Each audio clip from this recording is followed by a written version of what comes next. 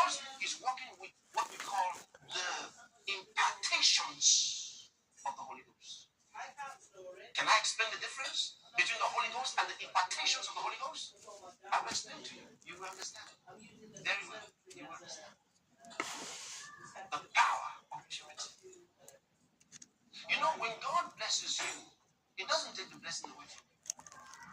When God gives you gifts, He doesn't take them away from you. All right?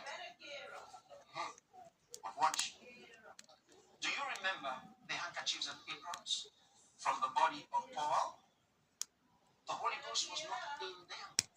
They were impacted by the power of the Holy Ghost. So they had, from that impact, they had what? An impartation. An impartation. What you may call a rub-off. So, huge difference.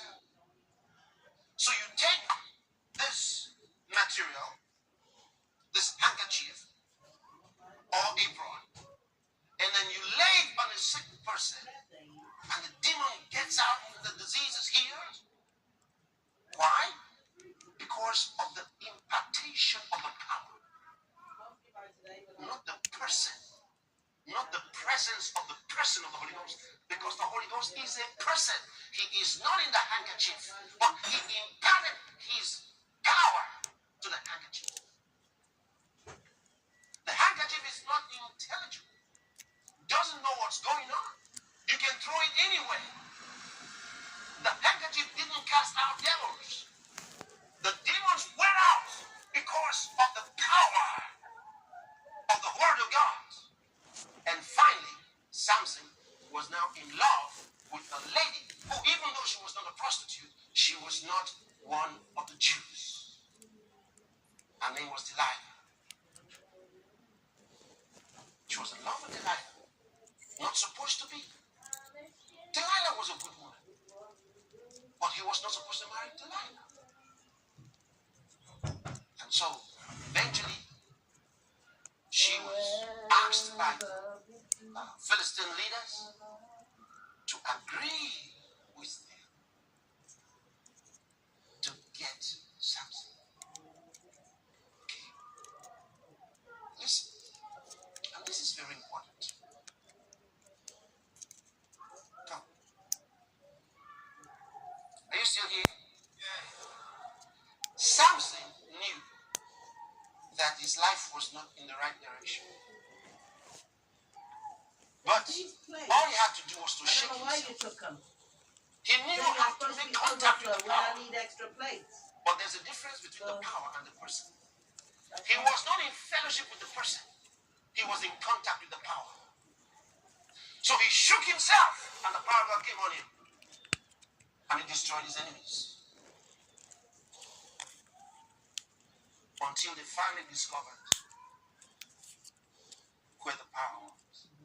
The woman said, please tell me, where is this power? Because they wanted to kill her. They said, if you don't discover the power and tell us, you'll be in trouble. So she finally persuaded him to let her know where the power was. Are you here?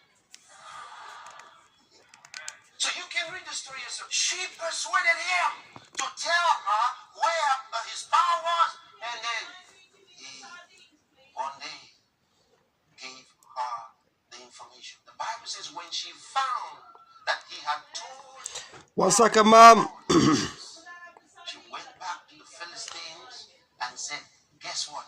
Give me one more chance. I know where it is. It's in his hair. If you cut off his hair, it's finished. 1 second, please. Then he said, good. You make him sleep and cut the hair off. Guess what? 1 second, please. I just need to do this. Cut off the hair. She cut off the hair.